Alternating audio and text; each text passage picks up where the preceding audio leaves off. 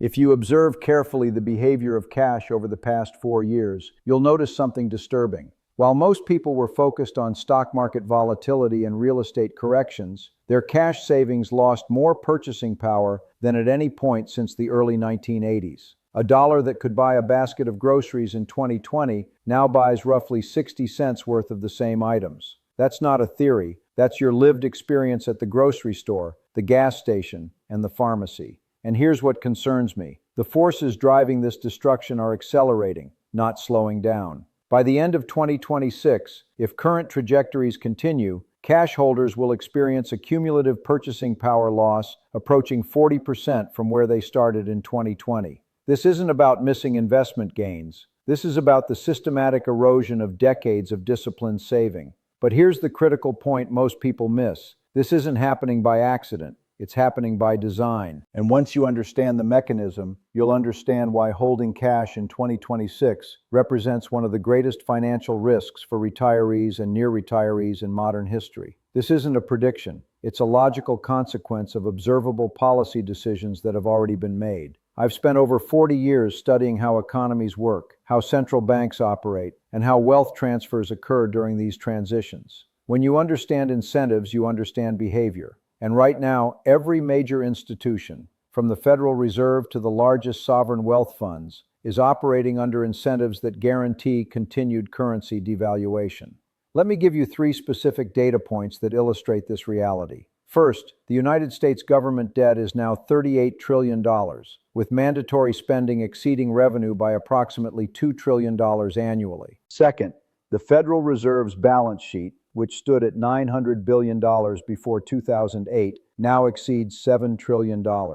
Third, the velocity of money, how quickly dollars circulate through the economy, remains suppressed, meaning each new dollar printed has diminishing economic impact, requiring even more printing to achieve the same result. These aren't opinions. These are numbers from the Federal Reserve's own publications. The fundamental mechanism destroying cash value is simple. There's too much debt to repay with honest money, so authorities inflate it away. Think of it like a restaurant with more dinner reservations than available tables. The restaurant has 3 choices: turn people away and admit failure, build more tables, which takes time and money they don't have, or squeeze more diners per table and reduce portion sizes so everyone gets served but nobody gets a full meal. Governments facing unpayable debt face similar choices: default explicitly and destroy confidence, grow their way out, which requires productivity they lack, or devalue the currency so the nominal debt gets repaid with diminished dollars. They always choose the third option, always.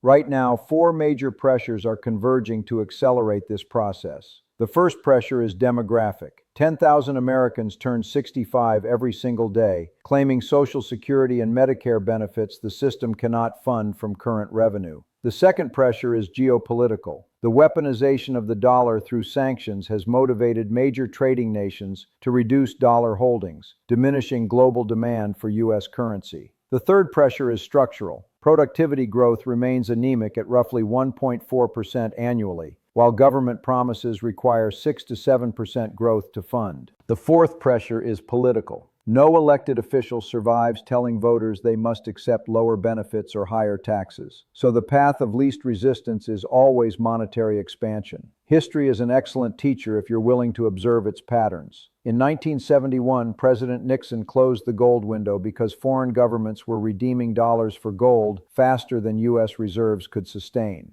The immediate result was a 10-year period where cash lost approximately 60% of its purchasing power, while gold, commodities, and hard assets surged. People who kept wealth in cash savings accounts earned perhaps 5 to 6% interest annually, while inflation ran 8 to 13%, guaranteeing losses. During the 1970s inflation crisis, 2 identical families with $100,000 in savings made different choices. The Johnson family, concerned about stock market volatility after the early 1970s crash, kept everything in bank certificates of deposit, earning the going interest rate. The Martinez family, uncomfortable with stocks but recognizing inflation, split their holdings between Treasury inflation-protected securities once available, commodities, and real estate.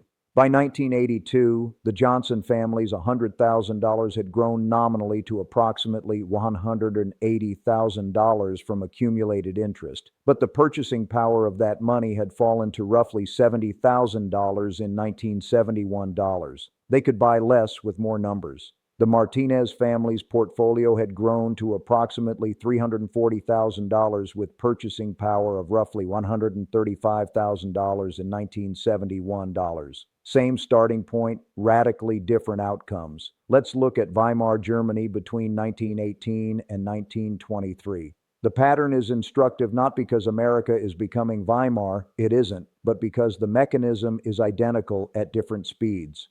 Germany faced unpayable war reparations and reconstruction costs. Rather than default, they printed currency. In 1918, a German mark exchanged for roughly 25 cents. By November 1923, it took 2 trillion marks to equal $1. People who held cash in banks saw their life savings become worthless. People who owned businesses, real estate, foreign currency, or commodities maintained wealth.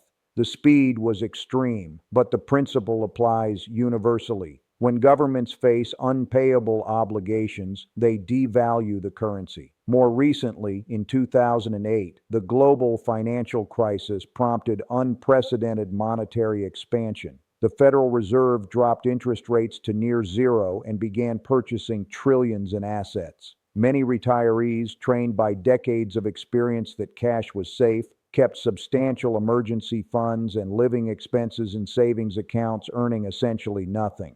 From 2008 to 2020, official inflation measures suggested roughly 20% cumulative inflation, but real-world costs for healthcare, education, housing, and food rose 40-60% for most Americans. Those cash holders lost purchasing power every single year while earning negligible interest.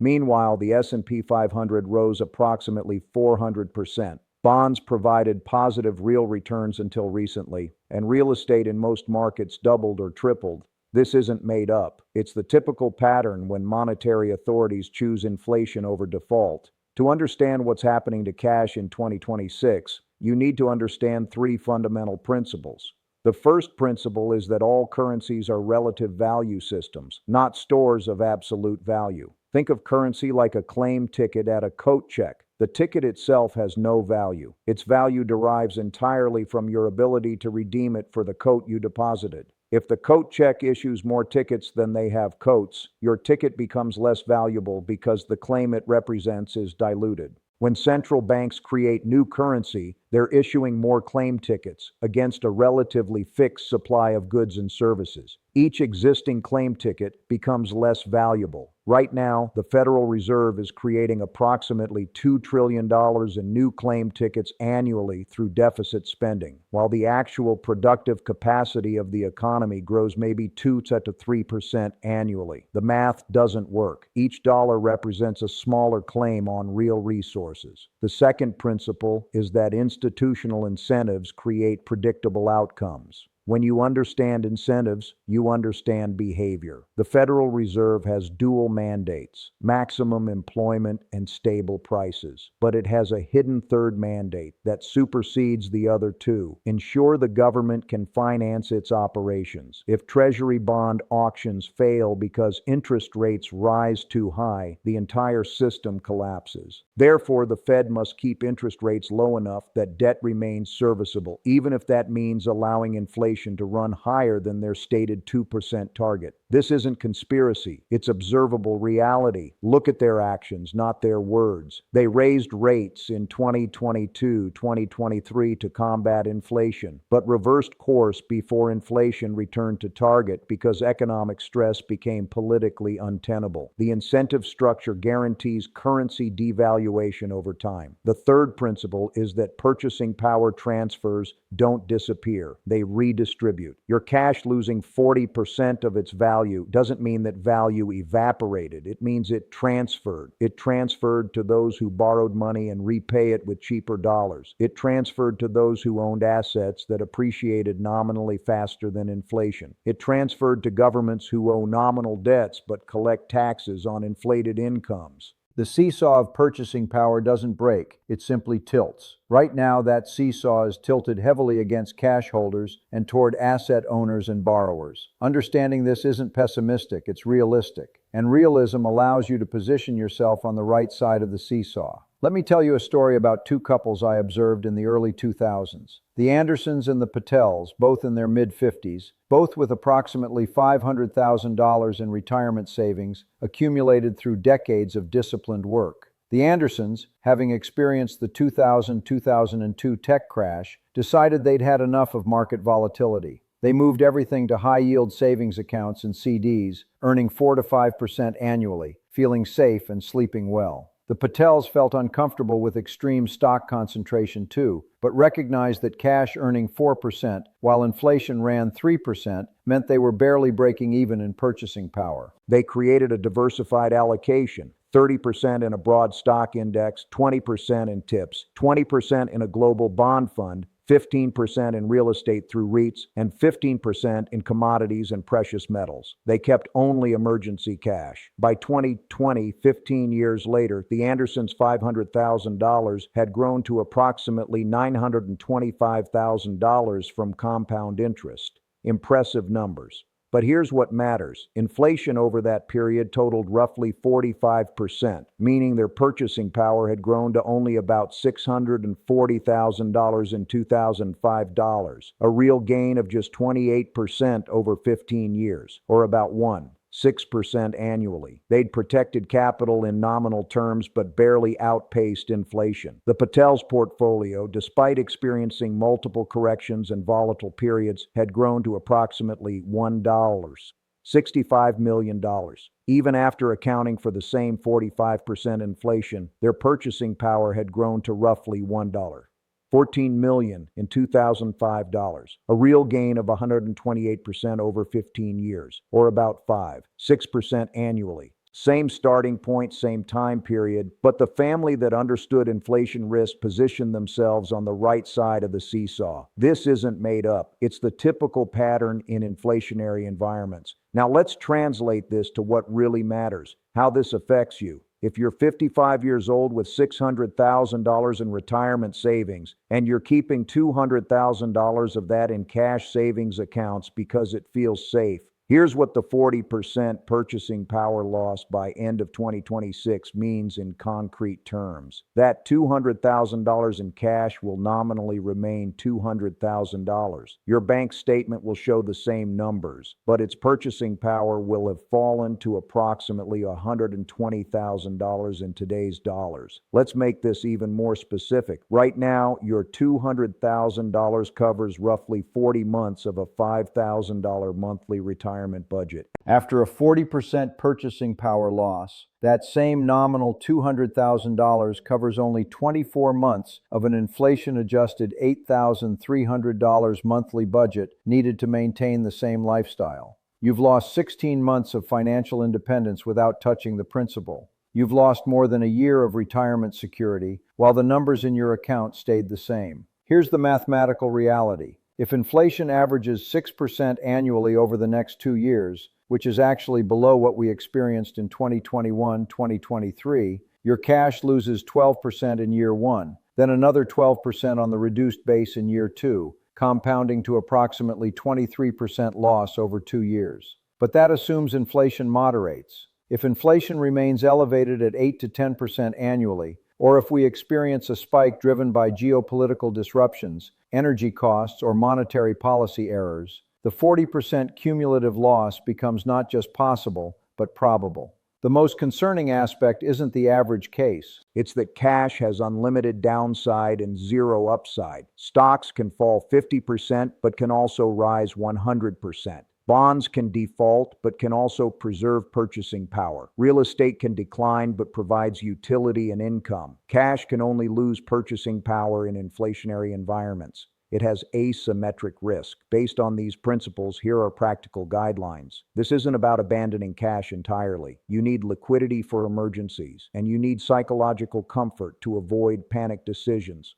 But strategic cash management in an inflationary environment requires different thinking than what worked in the 1980s, 2010s. For someone in or near retirement with substantial savings, consider this allocation framework. Maintain 6 to 12 months of living expenses in cash savings accounts for immediate emergencies and psychological security, approximately 10% of total assets for most people. Allocate 35 to 40% to diversified stock index funds that represent ownership in productive businesses that can raise prices with inflation.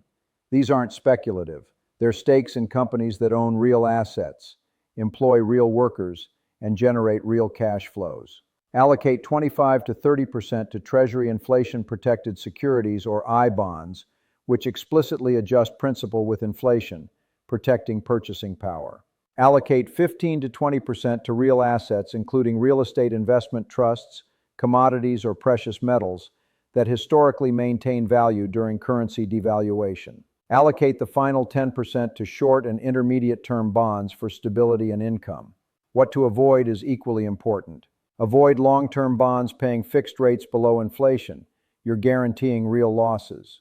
Avoid cryptocurrency as an inflation hedge unless you deeply understand the technology and accept extreme volatility.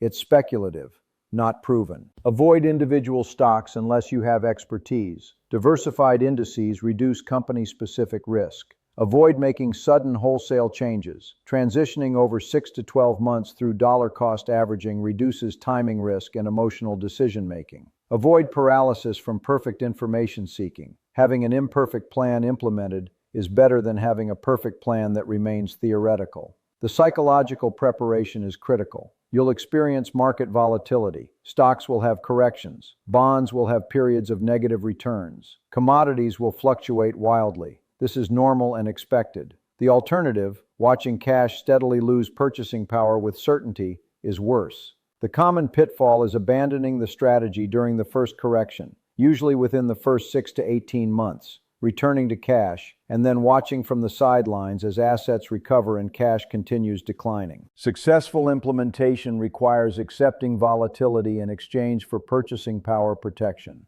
It requires understanding that nominal losses in a correction often still outperform real losses from inflation in cash. Nothing in this constitutes specific financial advice. Each person has different circumstances, risk tolerance, time horizons, and needs. Some people have pensions that adjust for inflation, reducing their need for inflation protection. Others have health issues requiring liquidity. Some have estate planning considerations. Some have concentrated risks requiring different diversification.